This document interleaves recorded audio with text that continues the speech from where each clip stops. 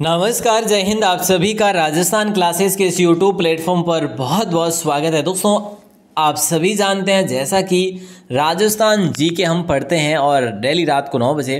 तो आज हमारा जो टॉपिक रहेगा वो रहेगा सभ्यता स्थल। राजस्थान की जो सभ्यताएं हैं ना, उसके बारे में आज हम डिस्कस करेंगे। उम्मीद करूंगा आप सभी इस क्लास के लास्ट तक जुड़े रहेंगे, बड़ा आनंद लेंगे, सुपर फास्ट करेंगे, ज़्यादा आपका टाइम वेस्ट नहीं करेंगे। एडवांस्ड जहाँ जितना नॉलेज होगा वो मैं आपको देने की ट्राई ज़रूर करूंगा। और देखना आपको ये भी है कि आपको इनमें से कितने प्रश्न आ रहे हैं और आपका ये टॉपिक कितना क्लियर है, ये आप ही जानेंगे भैया। आप क्लास के अंत तक जुड़े रहकर ही पता चल पाएगा। ओके साहब, पहला प्रश्न कुछ इस प्रकार से आपकी स्क्रीन पर। कालीबंगा में उत्खनन प्रथम चरण में टोटल कितने चरणों में हुआ? 3 चरणों में हुआ। पहला चरण कब प्रारंभ हुआ दोस्तों? 1960 में नहीं हुआ, 90 में भी नहीं हुआ, 1961 की बात है। बिल्कुल 61 से लेकर 1966 तक ये चला था दोस्तों। तो मतलब राइट आंसर अपना सी ऑप्शन हो जाएगा। देखिए, कालीबंगा के खोज की बात करें, खोज का श्रेय जो जाता है वो किसको जाता है? वो जाता है अमलानंद घोष को। अमलानंद घोष को जाता है। 1951-52 में इन्होंने इसकी खोज की। ठीक है दोस्तों। और 1961 में इसके उत्खनन शुरू करवा दिया गया था। बीबी लाल और बीके थापर के द्वारा उत्खनन करवाया गया। ठीक है, मैंने सारी जानकारी बता दी यहाँ पे। चलो, लेकिन आगे क्वेश्चन और आएंगे यार इसके बारे में। चलिए, अगला प्रश्न है, कालीबंगा का शाब्दिक अर्थ जो है वो क्या है? कालीबंगा का शाब्दिक जो अर्थ है वो है काली चूड़ियाँ। दोस्तों क्या है? काली चूड़ियाँ। अब ये कालीबंगा कौन से जिले में स्थित है? तो दोस्तों ये आप सबको पता होना चाहिए कि सर ये हनुमानगढ़ में स्थित है। ओके साहब। अच्छा, नदी की अगर बात की जाए तो सर क्वेश्चन आ जाएगा आगे। चलो साहब, कोई बात नहीं। कालीबंगा सभ्यता कितने वर्ष पुरानी मानी जाती है? 6000 वर्ष या 9000 वर्ष या 5000 वर्ष पुरानी या फिर 8000? तो सीधा सीधा आप सभी का जवाब बनता है 5000 वर्ष पहले मानी जाती है। और ये हम किसके आधार पर मानते हैं? ये विद्वानों के आधार पर। ठीक है, और साक्ष्य जो मिले उसके आधार पर। लेकिन जो अपनी वैसे जो है ना, मुख्य रूप से जो वो एक कार्बन डेटिंग जो पद्धति है ना, उसके अकॉर्डिंग भी वैसे 2350 ईसा पूर्व से 1750 ईसा पूर्व के समय का मतलब समय काल पूर्व का टाइम माना जाता है। तो हो ही जाएगा, मतलब बिल्कुल इजी सा।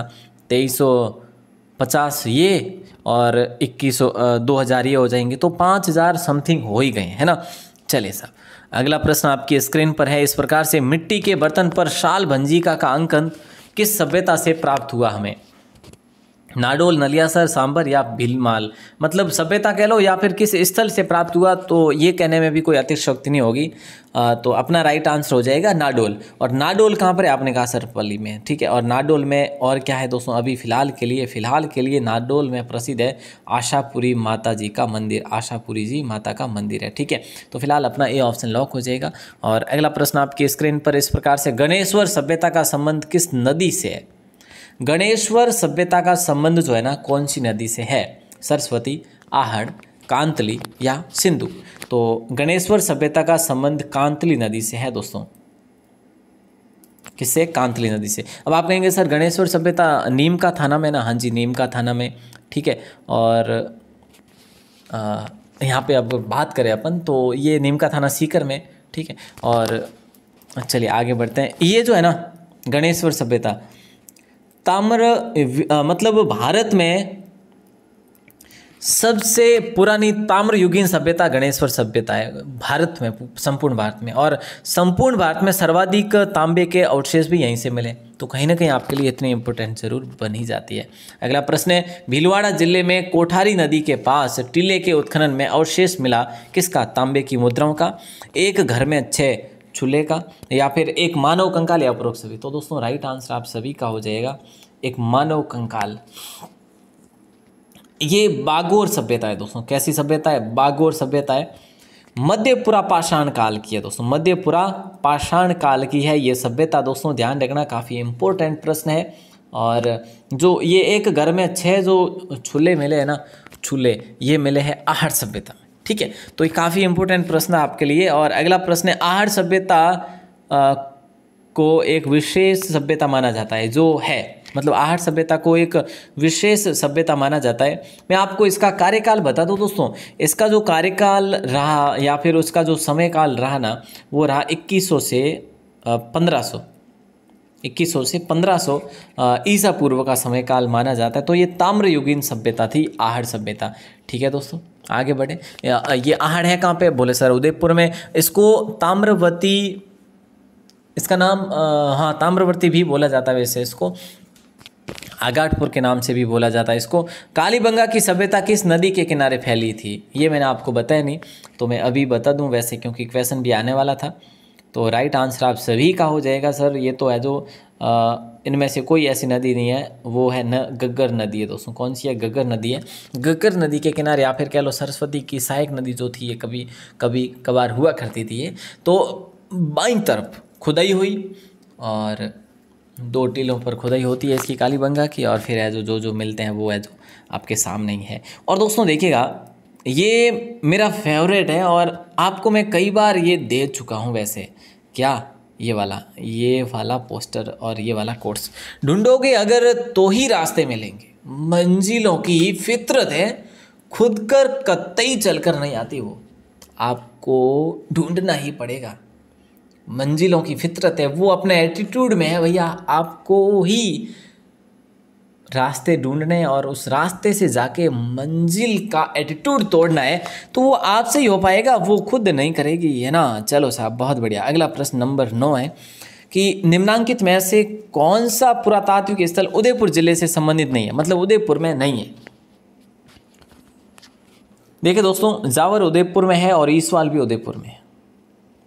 मल्हा ये उदयपुर में नहीं है। सर ये मल्हा कहाँ पर है? ये मैं यहाँ पर नहीं बताऊंगा, क्योंकि ये अपना आगे क्वेश्चन आ जाएगा।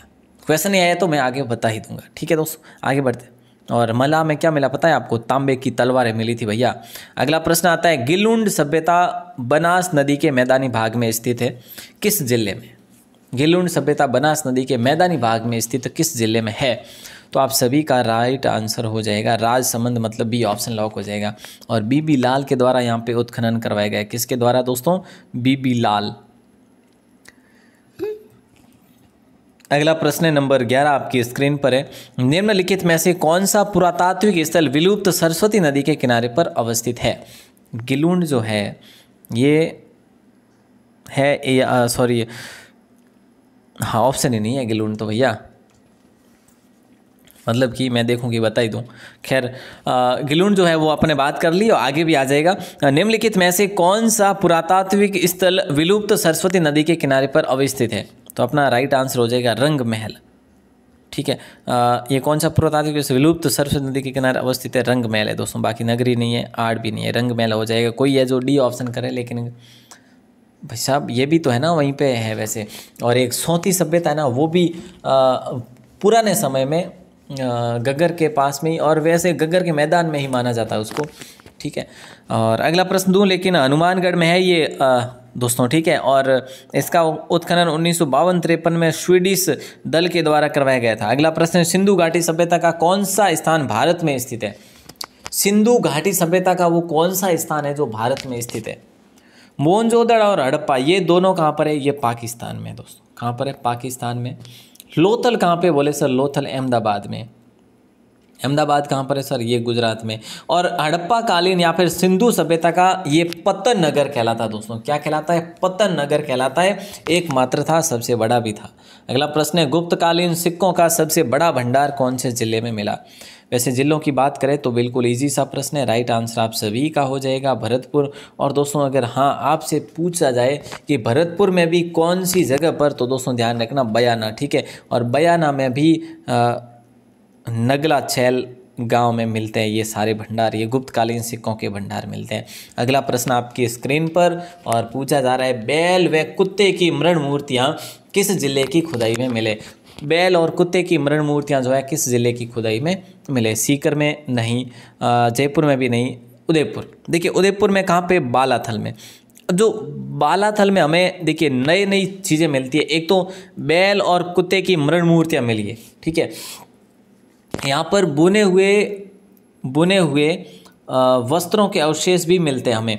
और यहाँ पर लोहा गलाने की भट्टी है, जैसे मिट्टी की कोठियाँ वगैरह वो भी है। और मुख्य रूप से वो हमें मिले हैं ऐसे भवन जो दुर्गनुमा है दोस्तों। कैसे? दुर्गनुमा भवन एकमात्र ऐसी जो है ये यहाँ पर मिलते हैं। और एक और चीज़ ध्यान रखना, यहाँ पर हमें और क्या मिलता है? और कुष्ठ रोगी मिलता है दोस्तों, ठीक है, क्या कुष्ठ रोगी भी मिलता है, ऐसा एक पहली बार ऐसा उदाहरण हमें यहीं पे मिलता है। चक सौरासी जो है ये स्थल कहाँ है, सभ्यता स्थल चक सौरासी, ये कहाँ पर है दोस्तों, सीकर में, जयपुर में, उदयपुर में, या इनमें से नहीं। तो आप सभी का देखिए चक सौरासी वैसे आप सबको पता होगा ये अपने गंगानगर का स्थल है। कहाँ का है, गंगानगर का स्थल है, और गंगानगर का है तो फिर कहीं ना कहीं घग्गर नदी के किनारे ही विकसित हुआ है। और यहाँ पर एक और स्थल है इसके पास में जिसका नाम है तरखान वाला, ठीक है। तो चक सौरासी और तरखान वाला दोनों कहाँ पर है, बोले सर ये गंगानगर में ही स्थित है। अच्छा, ढील नदी के किनारे किस सभ्यता का उत्खनन होता है, ढील नदी के किनारे, ढील नदी मैंने आपसे कल ही नहीं परसों ही बात करी थी। ढील नदी जो है अपने एक तो टोंक और एक सवाई माधोपुर, इन जिलों में ये मुख्य रूप से बहती है, ठीक है। तो देखिए यहाँ पे आपका राइट आंसर हो जाएगा टोंक, ठीक है। रेड, ढील नदी के किनारे किस सभ्यता का उत्खनन हुआ, रेड का हुआ। रेड को ही भारत का टाटानगर बोलते हैं, प्राचीन भारत का टाटानगर बोलते हैं, ठीक है। और इसके उत्खनन की बात करें तो दयाराम और केदारनाथ के द्वारा इसका उत्खनन करवाया गया था, ठीक है। आगे बढ़ते हैं, अगला प्रश्न, मालव जनपद की मुद्राएं भी यहाँ पर मिली है वैसे। अगला प्रश्न है, किस स्थान की खुदाई में शुंग और कुषाण कालीन सभ्यता के अवशेष मिले, बताइए दोस्तों। नंबर 17 क्वेश्चन आप सभी की स्क्रीन पर है, और जल्दी से आप सभी का राइट आंसर हो जाएगा जोधपुरा दोस्तों, ठीक है। और ये जोधपुरा एक चीज़ आप ध्यान रखना, ये ताम्रकालीन ही मानी जाती है वैसे, ठीक है। और यहाँ पे 1972-73 में वैसे RC अग्रवाल ने इसकी खुदाई करवाई थी। ताम्रयुगीन ये है वैसे, ठीक है, कैसी है, ताम्रयुगीन सभ्यता है। और इसके बारे में अब और भी बात करेंगे अपन, सभ्यताओं से संबंधित नए क्वेश्चन मैंने लिखे हैं, मतलब हैंड रिटन बनाए हैं वैसे, लेकिन वो आपके समक्ष आएंगे ना तो ऐसे टाइप होकर आएंगे तो उसको समय लगेगा, 5-7 दिन में वो भी अपन ज़रूर पढ़ेंगे। काफ़ी अच्छी क्लास होगी वो आपके लिए, बड़े लेवल की क्लास होगी। बीजक की पहाड़ियाँ, भीम जी की डूंगरी एवं महादेव जी की डूंगरी का उत्खनन पहली बार किसने किया था, तो आप सभी का राइट आंसर हो जाएगा दयाराम साहनी। दयाराम साहनी ने इसका उत्खनन करवाया था। अब आप कहेंगे सर कब, तो बात है 1936-37 की, मतलब फर्स्ट टाइम है। और सेकेंड टाइम में जो उत्खनन हुआ था वो हुआ था अपने वो भी शायद 1960 के दशक में हुआ था, ठीक है। तो ध्यान रखना है, काफ़ी इंपॉर्टेंट प्रश्न था। 60 क्या 1962-63 में हुआ था, बिल्कुल आप याद रखेंगे 62-63 में, ठीक है। अगला प्रश्न आता है कि भाई पुरातात्विक महत्व के स्थल और उनसे संबंधित जिलों के युग में से कौन सा सही नहीं है। नगर की बात करें, टोंक बिल्कुल सही है। साबनिया जो है ना ये सभ्यता स्थल जैसलमेर में बिल्कुल सही है। गलत है साहब, जैसलमेर में नहीं है, ये जैसलमेर में नहीं है साबनिया। सर कहाँ पे है, ये बीकानेर में है साबनिया दोस्तों। नगरी चित्तौड़गढ़ सही है। कोल मोहली सवाई माधोपुर में। दोस्तों सौंथी जो क्षेत्र है ना, सौंथी, ये अपने बीकानेर में, ये भी काफ़ी इंपॉर्टेंट है, इसके बारे में आपके लिए डिटेल में ज़रूर बात करूँगा। अगला प्रश्न है, राज्य की प्राचीन सभ्यता आहड़ की खोज किस विद्वान ने की थी। राज्य की प्राचीन सभ्यता जिसका नाम है आहड़, और आहड़ की खोज जो है वो किसने की थी, ये आपको बताना है। बिल्कुल आसान सा प्रश्न है, और राइट आंसर आप सभी का हो जाएगा RC अग्रवाल, ठीक है। रतन चंद्र अग्रवाल आप सभी का लॉक हो जाएगा। और 1954 में इन्होंने खोज की थी, मतलब ए ऑप्शन लॉक होगा। बिल्कुल इजी सा प्रश्न है। यहाँ पे HD साकलिया जी का भी योगदान जरूर रहा था, वो सेकंड टाइम में रहा था। जब बात है तब VN मिश्र भी उनके साथ में थे, तो वो उत्खनन सेकंड टाइम हुआ था 1961 में। करकोटा किस सभ्यता का प्राचीन नाम है दोस्तों। करकोटा जो है ये कौन सी सभ्यता का प्राचीन नाम है। देखिए नाडोल का है, नहीं साहब। किराड़ोत नहीं, सांबर भी नहीं है। नगर कहाँ पर है, आपने कहा सर टोंक में है। चलिए, तो करकोटा जो है ना ये नगर का ही प्राचीन नाम था।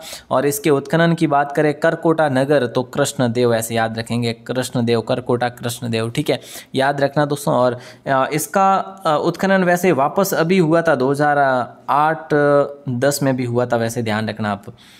नेक्स्ट क्वेश्चन आता है कि किस पुरातात्विक स्थल को पूर्व में मालव नगर कहते थे। किस पुरातात्विक स्थल को पूर्व में मालव नगर कहते थे। तो नगर टोंक है ऑप्शन, नलियासर सांबर भी है ऑप्शन में आपका सोनारी झुंझुनू भी है, और ऑप्शन में रेड टोंक भी है।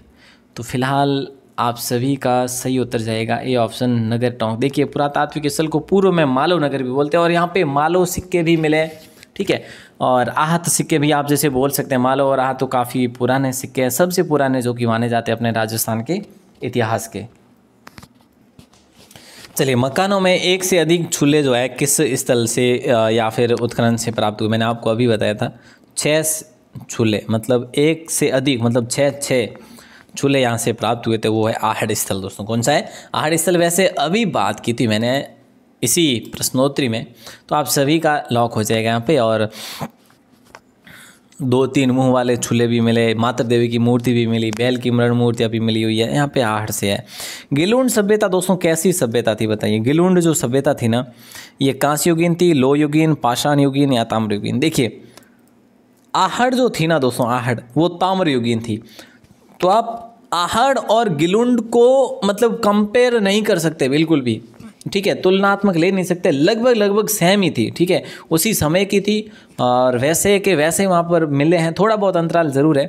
तो यहाँ पे आपका right answer D option lock हो जाएगा। और गिलुंड है कहाँ पे? राजसमंद में, बनास नदी के तट पर है। बीबी लाल ने इसका उत्खनन करवाया। मृत भांड यहाँ से मिले काफ़ी अच्छे से, ठीक है दोस्तों। अगला प्रश्न आता है, जोते हुए खेत के सबसे प्राचीन प्रमाण कहाँ पर मिले? नंबर 25 क्वेश्चन का राइट आंसर जो है आप सभी का हो जाएगा हाँ, कालीबंगा हो जाएगा। कालीबंगा कहाँ पर है? आपने कहा सर ये तो अपने है हनुमानगढ़ में। ठीक है साहब, हनुमानगढ़ में कालीबंगा, ठीक है। तो फिलहाल डी ऑप्शन लॉक हो जाएगा। 1952 मैंने आपको बताया अमलानंद घोष ने इसकी खोज की। खेत की जुताई मतलब वो ग्रिड प्रणाली भी यहीं से हमें प्राप्त होती है, अवशेष साक्ष्य। अगला प्रश्न नंबर 26 आप सभी की स्क्रीन पर। निम्नलिखित में से कौन सी वस्तु आहड़ सभ्यता के स्थलों से असुमेलित है? निम्नलिखित में से ऐसी कौन सी वस्तु है जो आहड़ सभ्यता स्थलों से असुमेलित है? मतलब यहाँ पे आहड़ में ये चीज़ें मिली भी नहीं। तो अगर देखा जाए तो बलुए पत्थर के सिलबट्टे यहाँ पर मिले हैं, कृष्ण लोहित मृद भांड ये भी यहाँ पर मिले हैं, ठीक है। और तांबे की वस्तुएं भी यहाँ पर मिली है। चित्रित धूसर मृद भांड ये यहाँ पर हमें नहीं मिले। आपने कहा सर ये फिर कहाँ पे मिले? ये हमें मिले हैं गिलुंड से दोस्तों, ठीक है, गिलुंड से भी मिले। और भी बहुत सारी जगह हैं जहाँ से हमें मिले चित्रित धूसर मृद भांड, ठीक है। अगला प्रश्न आपके स्क्रीन पर देते हैं 27 नंबर। बागोर व तिलवाड़ा नामक स्थान मुख्यतया निम्न काल से संबंधित थे, या फिर है जो भी मध्य पाषाण काल या निम्न पुरा पाषाण काल या पूर्व हड़प्पा काल या पूरा पाषाण काल? दोस्तों इसके बारे में आपको एक क्लास दूंगा, ठीक है। काफ़ी भाई बहनों के मैसेज, सर ये हमें बिल्कुल समझ नहीं आ रहा। मैं आपको बिल्कुल शॉर्ट में बताऊंगा कि ये क्या है क्या नहीं है। मतलब देखिए, मध्य पाषाण काल क्या है, निम्न पुरा पाषाण काल क्या है, पुरा पाषाण काल क्या है, ठीक है, उत्तर पुरा पाषाण काल क्या है, मतलब मध्य पुरा पाषाण, निम्न पुरा पाषाण, जो भी है ना सब कुछ बात करेंगे इस पर। ये आपका डाउट क्लियर करेंगे 2-3 क्लास लाकर, ताकि आपको कभी वापस दिक्कत ना आए। तो यहाँ पे आपका राइट आंसर हो जाएगा ए ऑप्शन, मध्य पाषाण काल। और बागोर भीलवाड़ा है, तिलवाड़ा बाड़मेर, ये सबको पता है आपको? हाँ सब पता है। चलो अगला प्रश्न है, मौर्य काल बौद्ध स्तूप के अवशेष बैराट की किस पहाड़ी से प्राप्त हुए? मौर्य कालीन बौद्ध स्तूप के अवशेष जो है बैराट की किस पहाड़ी से प्राप्त हुए? पांडुपोल, मोती डूंगरी, बीजक की पहाड़ी या भीमजी की डूंगरी? तो यहाँ पे अपना हो जाएगा बीजक की पहाड़ी दोस्तों। सी ऑप्शन आप सभी का लॉक हो जाएगा। और यहाँ पर हमें अशोक के समय के बौद्ध विहार भी हमें यहाँ पर मिलते हैं, बौद्ध मंदिर सॉरी मतलब जो गोल आकार के बौद्ध मंदिर भी मिले, स्तूप भी मिले हैं, मठ भी मिले हैं, ठीक है। तो ये चीज़ें आप लोग ध्यान रखेंगे। अगला प्रश्न 29 आप सभी की स्क्रीन पर है कि बीजक की पहाड़ी पर खुदाई में बौद्ध स्तूप किस संप्रदाय से संबंधित है? बीजक की पहाड़ी पर खुदाई में बौद्ध स्तूप किस संप्रदाय से संबंधित है? तो हीनयान, महायान, एवं दोनों या इनमें से नहीं? तो देखिए बीजक की पहाड़ी पर जो मिले ना वो हीनयान से संबंधित मिले। ये क्वेश्चन तगड़ा था भैया, बहुत ही तगड़ा क्वेश्चन था। 1999 में इसकी खुदाई होती है, ठीक है। ओके सर, अगला प्रश्न बताइए। हाँ जी ये लो सर। किसके अनुसार हूण शासक जिनका नाम था मीरकुल ने बैराट का ध्वंस किया था? ये ऐसा किसने बताया हमें? किसके अनुसार हम बात करते हैं? कैलाशनाथ दीक्षित, दयाराम साहनी, दशरथ शर्मा, पंडित हीरा चंद ओझा? तो फिलहाल हम जाएंगे दयाराम साहनी के साथ, क्योंकि इन्होंने ही बताया कि भाई मीरकुल ने यहाँ पे शासन किया था और बैराट का उसी ने ध्वंस किया, ऐसा माना जाता है, ठीक है। और ऐसा उल्लेख है ना हेनसांग ने भी किया, हेनसांग दोस्तों, ठीक है। हेनसांग वही चीनी यात्री जो है, जो अगला प्रश्न आपकी स्क्रीन पर है जो वही है बस, हेनसांग ने बीनमाल की भी यात्रा की थी। अगला प्रश्न है, भारत के प्राचीन टाटानगर नाम से विख्यात राज्य के पुरातात्विक स्थल रेड टोंक में किसका एशिया का सबसे बड़ा भंडार मिला है? जैसे प्राचीन भारत का टाटानगर भी बोलते हैं, तो फिलहाल हम जाएंगे प्राचीन लोह सामग्री के साथ, मतलब ए ऑप्शन लॉक हो जाएगा। यहाँ पे लोहे के बहुत सारे मुद्राएं मिली मालव जनपद की, ठीक है दोस्तों, मालव जनपद की मुद्राएं मिली, आहत मुद्राएं मिली। यहाँ पे खुदाई की बात करें तो दयाराम साहनी ने खुदाई करवाई थी। अगला प्रश्न आता है, राज्य में आर्य सभ्यता के समकालीन अवशेष 1000 ईसा पूर्व से 500 ईसा पूर्व के प्रमाण कहाँ प्राप्त हुए? बेराट में, अनूपगढ़ और नवलखा डेरा में, या बालाथल में, या कालीबंगा में? तो देखिए दोस्तों, आर्य सभ्यता के जो है ना ये अनूपगढ़ और नवलखा डेरा में हो जाएंगे, ठीक है। आर्य सभ्यता की बात करें तो 1000 ईसा पूर्व, वैसे है ना वैदिक सभ्यता आप सबको पता ही है, वैदिक सभ्यता है ना 1500 से 1000 और 1000 से 600, ठीक है। ये है जो एक ऋग्वेदी काल, एक उत्तरवेदी काल, ये दोनों के काल रहे थे, उसके बाद आर्य का काल आ गया था, ठीक है।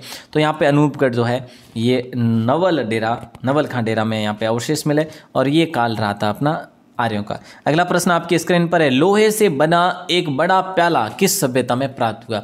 लोहे से बना एक बड़ा प्याला किस सभ्यता में प्राप्त हुआ? इतना बड़ा प्याला है, मतलब इतना नहीं तो भी काफ़ी बड़ा प्याला है, वो सुनारी में हुआ। और ये सुनारी कहाँ पर सर? भाई साहब सुनारी झुंझुनू में है ना, सुनारी झुंझुनू में है। और यहाँ पर खुदाई की अगर हम बात कर लेते हैं तो 1980 में इसकी खुदाई होती है। लोहा बनाने की प्राचीनतम भट्टियाँ भी यहाँ से हमें प्राप्त होती है।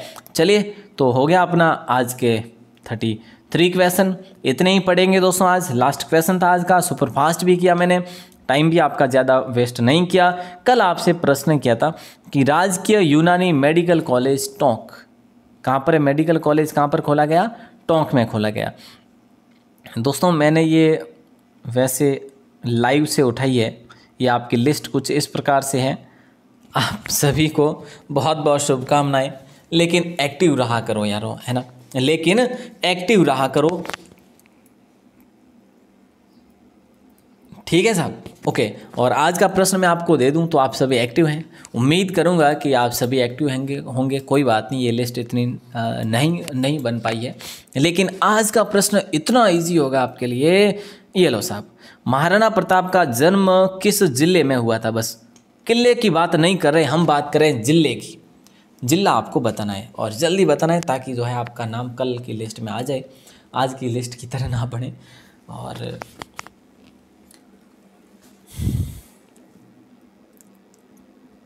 आज जिनका भी वीडियो का पेपर था वे हमें ज़रूर बताएं, काफ़ी ने बताया भी है, और जिनका हुआ काफ़ी ने नहीं बताया मुझे, तो ज़रूर बताएं मुझे आपका पेपर कैसा हुआ। ये अपने राजस्थान क्लासेस के व्हाट्सएप नंबर है, मैं वैसे आपका जवाब ज़रूर दूंगा। मुझे प्लीज़ ज़रूर बताएं आपका पेपर कैसा हुआ, ताकि मुझे भी पता चले कि भाई हमारे साथ जो पढ़ने वाले हैं, जो भी भाई बंधु, वो कैसे किस प्रकार की तैयारी कर पा रहे हैं। क्योंकि राजस्थान जीके का जो परसेंटेज है ना वो ज़्यादा है, इसीलिए मैं बात कर रहा हूँ। और वैसे अपन राजस्थान जीके भी पढ़े, कंप्यूटर भी पढ़ रहे हैं वैसे फ़िलहाल तो चलिए दोस्तों, आप सभी का दिल से बहुत बहुत शुक्रिया, बहुत बहुत धन्यवाद। जय हिंद, वंदे मातरम।